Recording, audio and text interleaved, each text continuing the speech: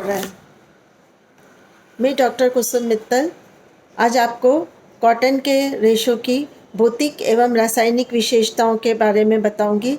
सर्वप्रथम अपन पढ़ रहे हैं भौतिक विशेषताएं। भौतिक विशेषताओं में सर्वप्रथम है संगठन। क्योंकि हम जानते हैं कि जो कॉटन का रेशा है वो सेल्यूलोज रेशा भी कहलाता है और सेल्यूलोज का जो संगठन होता है वो ही कॉटन का संगठन होता है। संगठन का अर्थ है कि कॉटन में कौन कौन से अणु पाए जाते हैं। तो कॉटन के रेशियो में कार्बन, हाइड्रोजन, ऑक्सीजन और सेल्यूलोज पाया जाता है और साथ में जल भी पाया जाता है। जल इसलिए पाया जाता है कि ये पेड़ पौधों से प्राप्त होने वाला है। पेड़ पौधों में मॉइस्चर होता है, इसलिए इसके अंदर जल भी पाया जाता है और कुछ वातावरण की अशुद्धियाँ पाई जाती है। और ये कहा जाता है कि जो ब्लीच्ड कॉटन होता है वो प्योर होता है। सेकंड है वो है माइक्रोस्कोपिक स्ट्रक्चर। माइक्रोस्कोपिक स्ट्रक्चर मतलब कि अगर हम कॉटन के रेशों को माइक्रोस्कोप के नीचे रखकर देखेंगे तो कैसा दिखता है। जब हम कॉटन के रेशे को माइक्रोस्कोप के नीचे रख के देखेंगे तो ये एक नली के समान दिखाई देता है और इसमें एक तरल पदार्थ दिखता है। उस तरल पदार्थ को सेप कहते हैं और जैसे ही जैसे टाइम बीतता है ये तरल पदार्थ सूखता जाता है या सूख जाता है और सूखने के बाद जो सेप जो होता है वो अगर जब जो तरल पदार्थ सूख जाता है तो जो रेशा है वो बिल्कुल चपटा हो जाता है। नेक्स्ट है रंग एवं चमक। कपास का रेशा जो होता है वो ऑफ वाइट का होता है। जो भी हम रॉ कॉटन प्राप्त करते हैं या जैसी लूम से जो रेशा कपड़ा निकलता है वो पीलापन लिए हुए होता है और फिर बाद में जब हम इसको मार्केट में लाना है या प्रिंट करना है, डाई करना है, तब इसको ब्लीच करते हैं जिससे कि वो सफ़ेद हो जाता है। और कॉटन के कपड़ों में चमक का अभाव होता है। कॉटन के कपड़े बिल्कुल भी चमकहीन होते हैं। उनको चमकीला बनाने के लिए मर्सराइजिंग प्रोसेस करी जाती है। जितने भी कॉटन के जो बड़ी बड़ी कंपनियां हैं जो कि कॉटन के कपड़े बनाती है, जैसे बॉम्बे डाइंग है, सेंचुरी कॉटन है या फेब इंडिया है, ऐसे बड़ी बड़ी जो कंपनियां हैं वो कॉटन के कपड़े जो मार्केट में लाती है उसमें मर्सराइजिंग फिनिश करके लाती है जिससे वो कपड़े थोड़े से चमकीले होते हैं और इसीलिए उसी प्रोसेस की वजह से इनके कपड़े अन्य कपड़ों से महंगे होते हैं। नेक्स्ट है रेशे की लंबाई। प्राकृतिक रेशों में सबसे छोटा रेशा कॉटन का होता है। इसकी लंबाई 2.5 इंच तक होती है, आधा इंच से लेकर 2.5 इंच तक। और लंबाई कम होने के कारण ही जो धागा प्राप्त होता है वो कई जगह से एक दूसरे से ऐंठन देके फिर वो लंबा धागा तैयार किया जाता है। इसलिए इसकी सतह खुरदरी होती है और इसीलिए जो कॉटन का रेशा होता है उसमें चमक का अभाव होता है। और कभी कभी हम देखते हैं कि कॉटन के कपड़े को ज़्यादा रगड़ कर धोते हैं ना, जगह जगह ऊपर है ना थोड़ी सी गुठली टाइप स्ट्रक्चर निकल आता है। वो इसलिए निकल आता है कि कॉटन के कपड़ों को कॉटन के धागे को बनाने के लिए 2-3 जगह जगह से बार बार गूंथा जाता है, तो कई बार वो जो ट्विस्टिंग होती है वो निकल जाती है और वो धागे के रूप में या गांठ के रूप में कपड़े पर दिखाई देती है। और कॉटन का कपड़ा खुरदरा भी इसीलिए होता है कि ये छोटे रेशों से बनाया जाता है। नेक्स्ट है प्रत्यास्थता एवं प्रतिस्कंदता। जैसा कि हम जानते हैं इलास्टिसिटी का अर्थ होता है कि कपड़े को खींचो और वापस अपनी पूर्व आकृति में आ जाए। जैसे मोजा है तो मोजे को हम पहन लेते हैं, ऊपर से वो चौड़ा हो जाता है जब खोल के रखते हैं वापस। और रेजिलेंसी में है कि अगर हम उसको हाथ में दबा देते हैं तो वो वापस अपनी पूर्व आकृति में आ जाए। तो कॉटन के कपड़े में प्रत्यास्थता और प्रतिस्कंदता दोनों के गुणों का अभाव होता है, बिल्कुल भी ये गुण नहीं पाया जाता है। इसीलिए कॉटन के कपड़े को हम ज़्यादा खींचने की कोशिश करेंगे तो फट जाएगा। और अगर हम कॉटन के कपड़े को पहन के सो जाते हैं तो वो जिस आकृति में आ गया वो उसी आकृति में रहेगा जब तक कि उस पर दोबारा प्रेस नहीं करते हैं। मैं एक आपको छोटा सा एग्जांपल देके समझाती हूँ कि हम लोग शर्ट पहनते हैं, कुर्ते पहनते हैं। कॉटन का कुर्ता पहना, आपने कुछ लिखा, कुछ काम किया तो वो कोहनी निकल जाती है, कोहनी के यहाँ से सल पड़ जाते हैं। तो सिंथेटिक होगा तो वो वापस नॉर्मल हो जाएगा, लेकिन कॉटन का कपड़ा क्या होगा, कि जब तक हम उसे धोएंगे ही नहीं या प्रेस नहीं करेंगे तब तक वो सल ही दिखते रहेंगे, कौन ही निकली हुई देखेगी। इसका मतलब उसके अंदर क्या है, अपनी पूर्ण आकृति में आने का जो कैरेक्टर है वो उसके अंदर या गुण है वो नहीं है।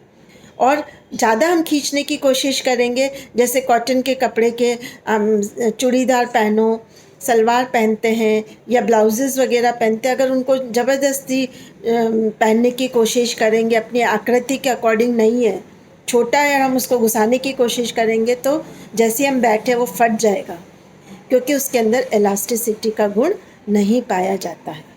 नेक्स्ट है प्रकाश का प्रभाव।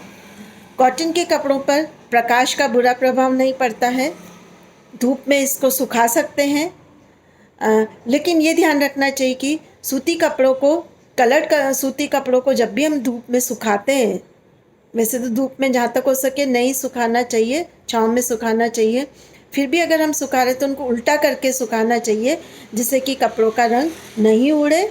और सफ़ेद कपड़ों में तो धूप में डालने से और सफ़ेदी आ जाती, लेकिन ज़्यादा लंबे समय तक सुखाएंगे तो उसमें पीलापन भी आ जाता है। इसलिए कॉटन के कपड़ों को थोड़ी देर धूप में सुखाया, जब उनका मॉइस्चर उड़ जाता है तब वापस उसको ले आना चाहिए। नेक्स्ट है रगड़ का प्रभाव।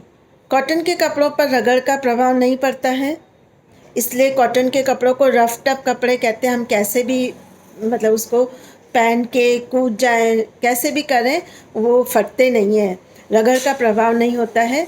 और रगड़ के प्रभाव नहीं होने के कारण ही कॉटन के कपड़ों को हम ब्रश से भी धो सकते हैं, डंडे से कूट के धो सकते हैं, या इवन हम अच्छे वाले कपड़े भी हम वॉशिंग मशीन में भी धोएंगे तो वो ख़राब नहीं होते हैं, क्योंकि कॉटन के कपड़ों पर रगड़ का बुरा प्रभाव नहीं पड़ता है।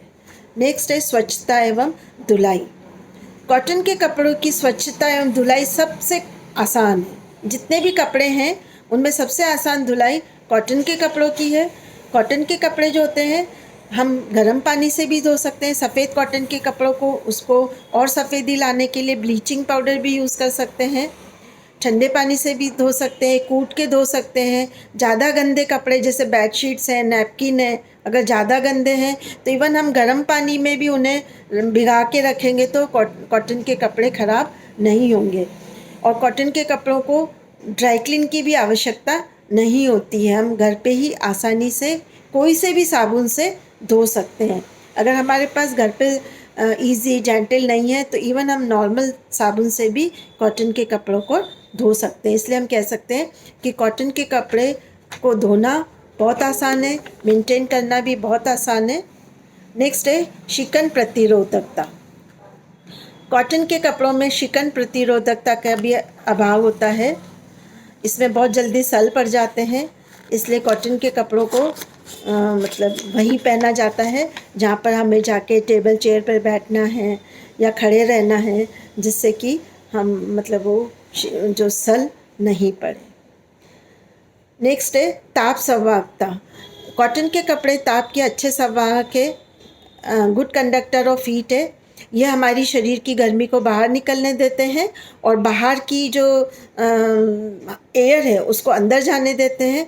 इसीलिए कॉटन के कपड़ों को गर्मियों में पहना जाता है कि गर्मियों में हमें पसीना बहुत आता है, तो कॉटन के कपड़े पहनने से हमारे शरीर के अंदर एयर जो कहते हैं ना, हवा का आवागमन होता रहेगा, क्योंकि कॉटन के कपड़ों में छेद भी होते हैं और गुड कंडक्टर ऑफ हीट होने के कारण शरीर की ऊष्मा को बाहर निकलने देते हैं और बाहर की जो एयर है उसको अंदर प्रवेश करने देते हैं। और इस कारण कॉटन के कपड़ों को हमेशा हम लोग गर्मियों में पहनते हैं। नेक्स्ट है विद्युत संवाहकता। कॉटन के कपड़े जो होते हैं विद्युत के अच्छे संवाहक होते हैं, इसमें कभी भी इलेक्ट्रिक चार्ज नहीं होती है। जैसे देखते हैं ना हम कुछ कपड़े सिंथेटिक कपड़े को जब समेटते हैं ना उसमें चर की आवाज़ आती है, लाइट निकलती है, लेकिन कॉटन के कपड़ों में ये चीज़ नहीं पाई जाती है। नेक्स्ट है एब्जॉर्प्शन या हम कह सकते हैं पानी को सोखने की क्षमता। कॉटन के कपड़ों में पानी को सोखने की क्षमता बहुत होती है और पानी में जाके कॉटन का कपड़ा और भी मजबूत हो जाता है, इसकी मजबूती और भी ज़्यादा बढ़ जाती है। हम देखते हैं कि कॉटन की जो दरी है, मान लो बहुत पतली दरी है जैसे उसको पानी में डालेंगे वो बहुत भारी हो जाती है।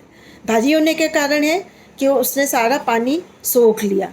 कभी आप एक्सपेरिमेंट करके देखना, एक में कॉटन का कपड़ा धोना, डुबोना बाल्टी में, और एक में नॉर्मल कपड़ा। तो कॉटन के कपड़े जिस पानी में डाला वो पानी बिल्कुल ख़त्म हो जाएगा, और सिंथेटिक कपड़े में पानी उतना का उतना ही रहेगा। इसका कारण है कि कॉटन के कपड़े में पानी सोखने की क्षमता अधिक होती है, और इसीलिए हम गर्मियों में पहनते हैं कि जो हमारे शरीर का पसीना आया वो पसीना कपड़े द्वारा सोख लिया जाता है।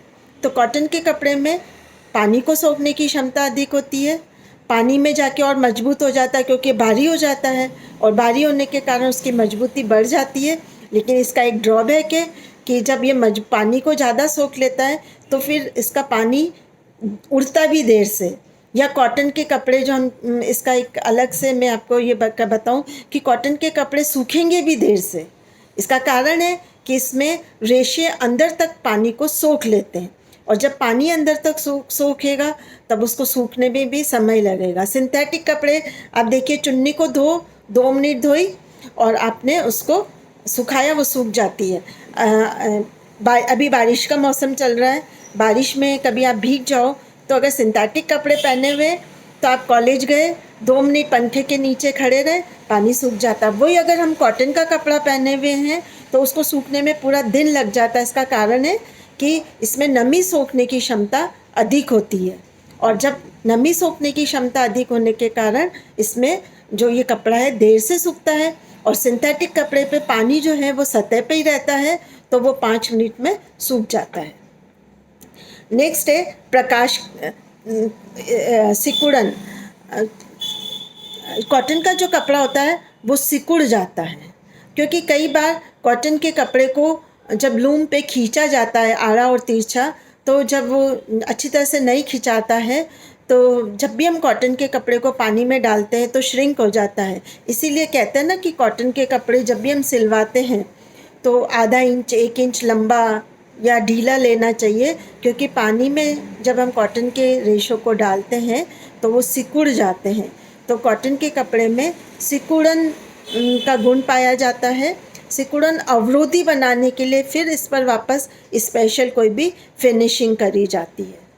नेक्स्ट है सूक्ष्म जीव एवं फफूंद का प्रभाव।